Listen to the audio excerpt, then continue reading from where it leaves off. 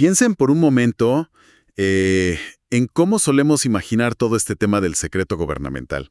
O sea, no es simplemente una bóveda mágica donde las cosas entran y desaparecen sin más. Claro, no es un agujero negro. Exacto. No es un agujero negro.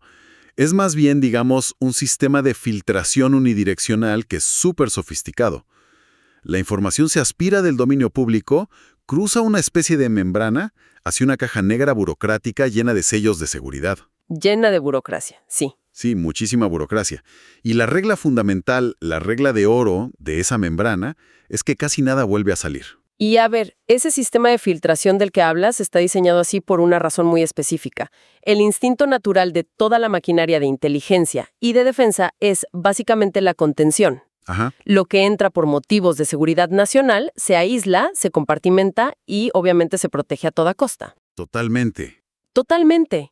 Históricamente, la única forma en que los ciudadanos han podido sacar algo de esa caja negra ha sido a través de estas solicitudes larguísimas y súper tediosas. Que tardan años, literal. Años, exacto. Y lo que finalmente logran sacar suele estar pues lleno de estas horribles tachaduras negras por todos lados. Pero, y aquí es donde la cosa se pone interesante. Hoy estamos presenciando algo que rompe esa regla por completo. O sea, es como si alguien hubiera decidido arrancar esa membrana de seguridad de raíz. Definitivamente es un cambio de paradigma. ¿Sí? En lugar del típico goteo de información supercensurada o de ese silencio hermético del gobierno, hoy nos enfrentamos a una publicación que es masiva y sobre todo proactiva, de documentos gubernamentales sobre fenómenos aéreos no identificados. Y para entender realmente la magnitud de esto que está pasando, nuestro análisis a fondo de hoy se va a centrar en desglosar un sitio web muy particular. Así es. Estamos hablando de un sitio web oficial del gobierno de los Estados Unidos. Es un dominio .gov que pertenece nada menos que al Departamento de Guerra, fechado exactamente hoy, 8 de mayo de 2026. Y lo que estamos analizando es el lanzamiento en crudo de la base de datos Pursuit. Pursuit, exacto. Que por sus siglas en inglés significa Sistema Presidencial de Desclasificación y Reporte de Encuentros UAP. Y fíjate, los documentos que tenemos sobre la mesa hoy no son esos típicos comunicados de prensa súper pulidos por los de relaciones públicas. Nada. No, son registros operativos. O sea, muestran exactamente los engranajes de cómo el gobierno está ejecutando esta desclasificación. Y solo para establecer las reglas del juego de nuestra inmersión de hoy, para quienes nos escuchan, tenemos que hacer una aclaración súper importante. Claro, el contexto importa. Muchísimo. Toda esta iniciativa monumental no surgió de la nada en un vacío burocrático. Arranca por una directiva que fue muy directa y muy pública por parte del expresidente Donald J. Trump, y la ejecución actual, el trabajo del día a día, está a cargo del secretario de Guerra, Pete Hegseth. Ajá, esos son los actores principales. Exacto. Pero nuestro objetivo aquí, y quiero dejar esto súper claro, no es analizar, ni debatir, ni mucho menos respaldar ninguna postura política de esa administración ni de estas figuras públicas. Somos estrictamente neutrales en esto. Totalmente. Nuestro trabajo aquí es, digamos, puramente analítico. Lo que vamos a hacer es levantar el capó de esta inmensa máquina que el gobierno construyó para ver cómo funciona realmente esta liberación de datos sin precedentes. Y ver qué hay en los archivos, y creo que lo más intrigante de todo, entender por qué el gobierno, de buenas a primeras, está pidiendo ayuda externa. Que es algo rarísimo. Y es un enfoque súper necesario porque cuando analizamos la anatomía de una directiva a esta escala gubernamental, la política es solo el interruptor de encendido. Me gusta esa analogía. Sí, es el botón de inicio. Lo verdaderamente complejo, el monstruo real, es la maquinaria logística que se pone en marcha justo después de apretar ese botón. Bueno, vamos a desempacar esto, porque para entender el peso real de los documentos que se publicaron hoy, este 8 de mayo, tenemos que ir un momento a ese interruptor de encendido. Vamos a los orígenes. Según los propios archivos del sitio web del Departamento de Guerra, toda esta arquitectura del sistema Pursuit responde a un evento desencadenante súper específico, que ocurrió el 19 de febrero de 2026. Ajá, la famosa publicación. Exactamente. Una publicación en la plataforma Truth Social de Donald J. Trump. El documento gubernamental cita que, y aquí cito textualmente, basándose en el tremendo interés mostrado, se emitió una orden directa al secretario de Guerra y a otras agencias. Una orden para iniciar un proceso formal de desclasificación masiva. Así es. Y lo fascinante aquí es, bueno, tienes que fijarte en la especificidad del lenguaje que usaron en esa orden, porque ese lenguaje es lo que legalmente obliga al aparato del Estado a moverse. Explícitamente identificar y liberar archivos relacionados con vida extraterrestre, fenómenos aéreos no identificados, o sea, los UAP, y también objetos voladores no identificados, los famosos UFOs. Que ya de por sí es un montón. Es muchísimo. Pero, y aquí está el detalle, le añaden una frase que lo cambia todo. Dicen, y cito, cualquier y toda otra información conectada a estos asuntos. Uf, cualquier y toda otra información. O sea, es una red gigante. Es una red inmensa. En el lenguaje burocrático de Washington, esa frase es un mandato expansivo brutal. Obliga a abrir cajones que nadie quería abrir. Y en respuesta, el Departamento de Guerra tuvo que pedir ayuda. Se asoció con la Oficina del Director de Inteligencia Nacional, la ODNI, para poder crear este sistema Pierce. O sea, hay un segundo, porque el mandato suena muy bonito. Dice encontrar, revisar, identificar y desclasificar. Suena facilísimo, ¿no? Suena súper eficiente en un papel, pero en la práctica, el propio sitio web del Departamento de Guerra admite que es una tarea titánica. Requiere coordinar a, no sé, docenas de agencias y revisar decenas de millones de registros. Decenas de millones, sí. Y aquí es donde, honestamente, me explota la cabeza con la logística de esto. Imagínense ustedes tratar de desclasificar decenas de millones de documentos. Y muchos de estos tienen décadas de antigüedad. Exacto, estamos hablando de los años 50, 60. Sí, y solo existen en papel físico. O sea, ¿cómo procesa el gobierno todo esto rápido sin que el sistema colapse por completo y sin perder el contexto de lo que están leyendo? Porque no es como que puedan entrar a una carpeta en Windows, seleccionar todo, hacer clic derecho y poner hacer público. Ojalá fuera así de sencillo. Pero no, esa es exactamente la fricción principal de todo este proceso de PUSW. Lo fascinante aquí es el esfuerzo logístico sin precedentes. No estamos lidiando con bases de datos modernas, de esas que puedes buscar con palabras clave en un buscador. Para nada. Estamos hablando de, literalmente, excavaciones arqueológicas. Cajas de cartón apiladas en sótanos y en instalaciones ultra seguras que están llenas de reportes mecanografiados, con máquinas de escribir, copias al carbón de esas antiguas que manchan los dedos y notas a mano. ¡Wow! Notas a mano de la Guerra Fría. Imagínate descifrar esa letra. Y el proceso de revisión significa que un analista humano, una persona real, o un equipo de ellos, tiene que agarrar y examinar físicamente cada una de esas páginas amarillentas. Tienen que leerlo todo. Todo, porque tienen que asegurarse de que al liberar ese documento histórico, no vayan a exponer, por ejemplo, la ubicación de una instalación de radar súper secreta que por alguna razón sigue activa hoy en día. O exponer, no sé, la identidad de un informante, ¿verdad? Exactamente, no puedes poner en riesgo a informantes de inteligencia de hace 50 años. Y todo eso explica el porqué de la estrategia que están usando para publicar esto. Claro, eso tiene todo el sentido del mundo. Si el gran cuello de botella es que humanos tienen que revisar y luego digitalizar estas montañas de papel antiguo, pues es imposible que el gobierno publique los millones de registros de un solo golpe. Es logísticamente imposible. Y esa tremenda fricción física es la razón por la que el Departamento de Guerra declara abiertamente en su sitio web que los materiales se van a liberar de forma continua. A cuentagotas, básicamente. Sí, adoptaron un sistema de lotes, o lo que ellos internamente en sus documentos llaman tramos. O sea, cada pocas semanas, a medida que los analistas van exhumando estos documentos del archivo y la ODNI los revisa y los aprueba, se van subiendo a PURSU. O sea, es como una tubería de desclasificación. Exacto, una tubería que va a estar goteando información de manera constante durante los próximos meses o años. Y bueno, sabiendo que esto se va a hacer por etapas, creo que eso nos aterriza directamente en el primer goteo de esa tubería.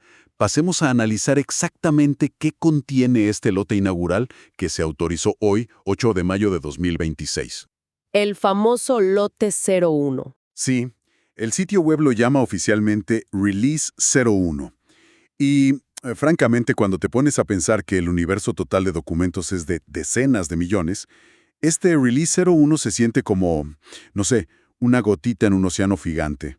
Sí, es muy pequeño en comparación. Porque contiene exactamente 161 archivos, nada más. 161 archivos, así es. Pero, a ver, la naturaleza de esos archivos es lo que realmente marca el precedente para todo el sistema Pierce. A ver, explícame eso. Si observamos los ejemplos específicos que conforman este primer lote, notamos que absolutamente todos son documentos en formato PDF que provienen del FBI. Ah, todos del FBI. Todos. Y fíjate, los nombres de los archivos no son para nada títulos amigables tipo reporte de platillo volador, son la nomenclatura técnica y cruda de la agencia. Sí, estuve viendo la lista y veo cosas como 65-HS1-834 y un montón de números seguidos de clasificaciones rarísimas como 62-HQ-839-84. Es puro código interno. Exacto, es súper crudo. Y luego dividen estos archivos en algo que llaman secciones. Veo que van de la 1 a la 10. Y también mencionan elementos específicos, como un tal Serial 130 o Serial 153. Ajá, los seriales. Y aquí tengo que hacer una pausa obligatoria, porque para quienes no pasamos nuestros días archivando evidencia federal en Washington, ¿qué es exactamente un serial en el contexto del FBI? ¿Y por qué están publicando las cosas con este formato tan enredado? Es una distinción súper importante para entender cómo leer lo que nos están dando. Mira, cuando el FBI abre una investigación oficial, crea un archivo principal. A eso es a lo que a menudo llaman una sección. Ok, una sección es el archivo principal. Imagínalo como la gran carpeta de cartón grueso del caso.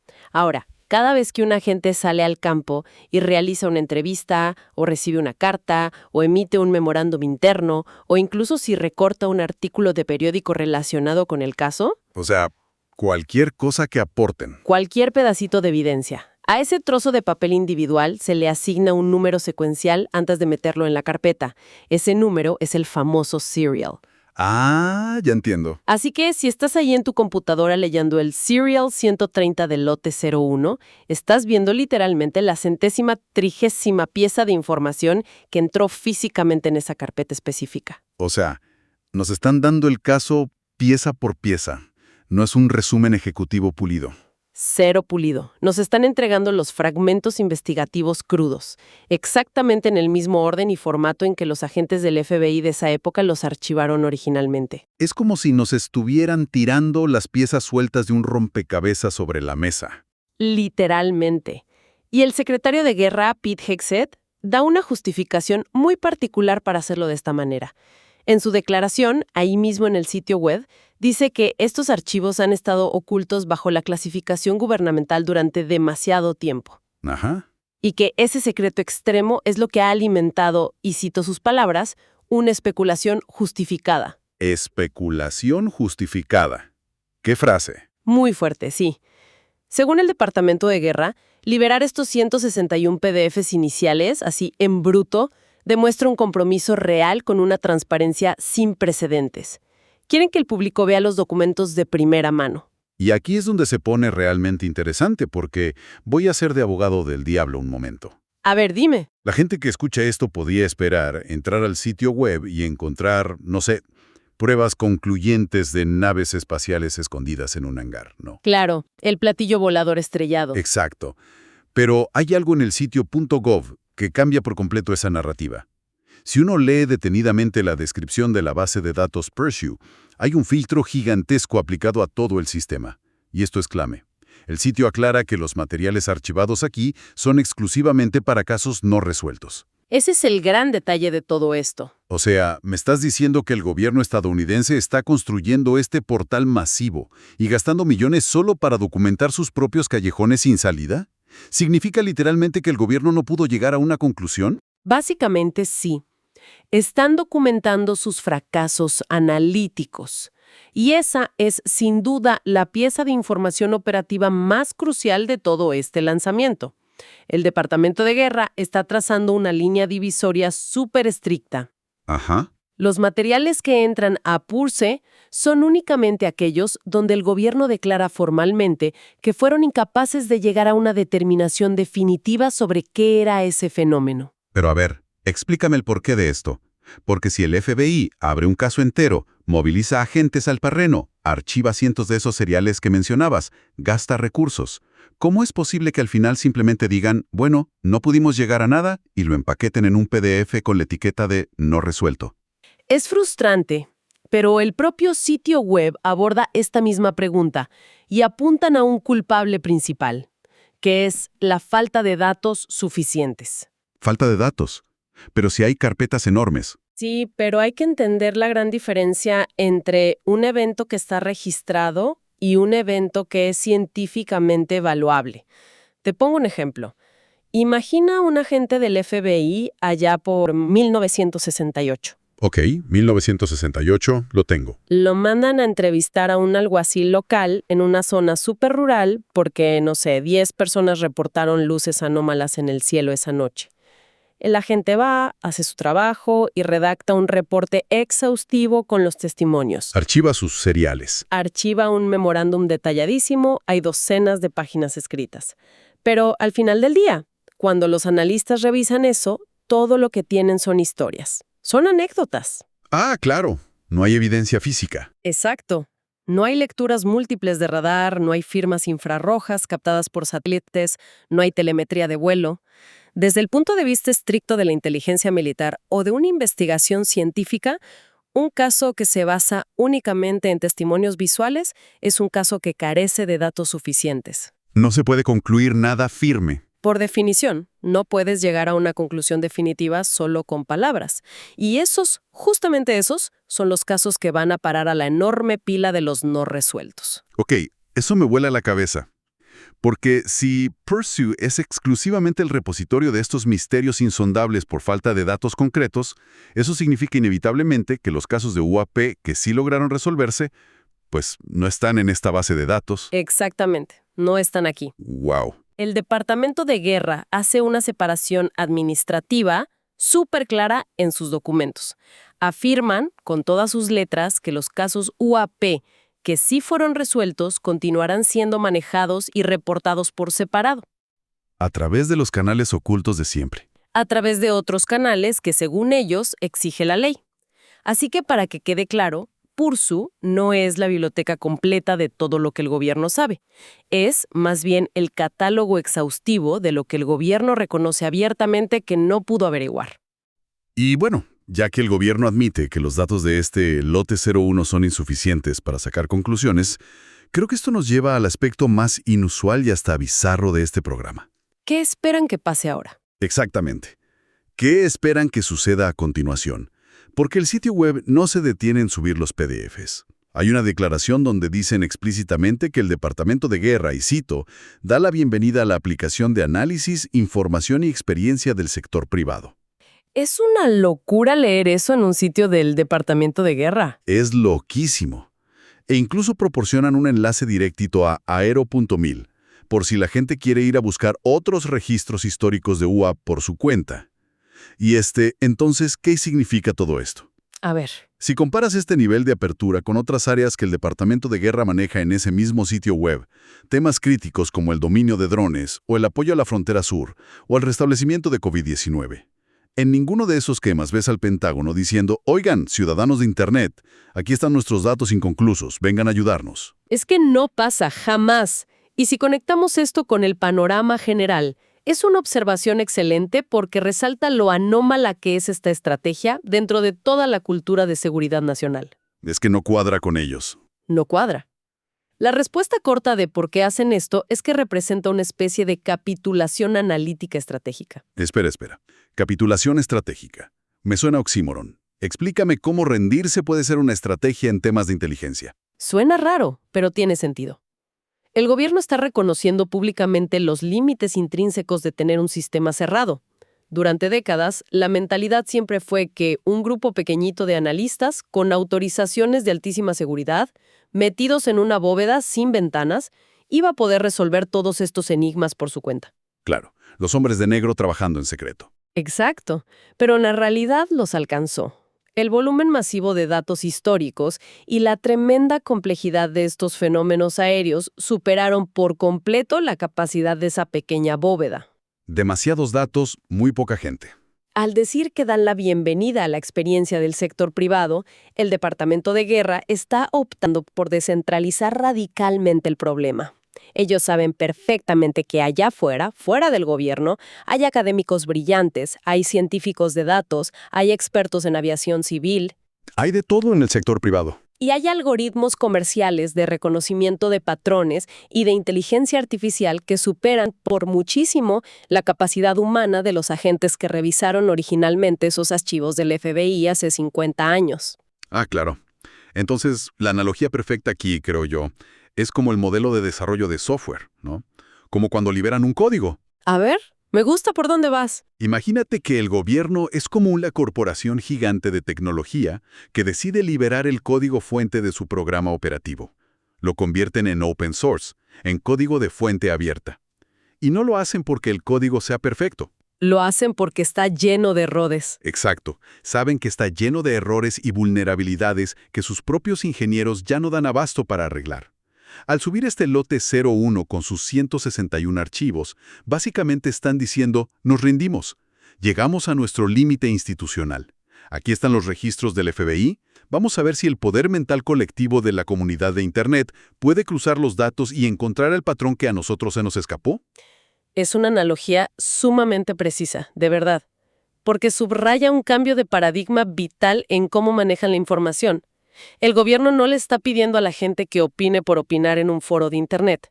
Les está entregando la materia prima. Les está dando los seriales exactos. Los seriales exactos, las secciones exactas del FBI, para que apliquen herramientas analíticas modernas. Un investigador civil, hoy en día, sentado en el sofá de su casa con su computadora personal, puede agarrar las coordenadas de un documento de este lote 01 y cruzarlas en segundos con bases de datos meteorológicas históricas de la NOAA. Con registros de tráfico aéreo de ese día. Exactamente, tráfico aéreo comercial de la época o estudios geológicos.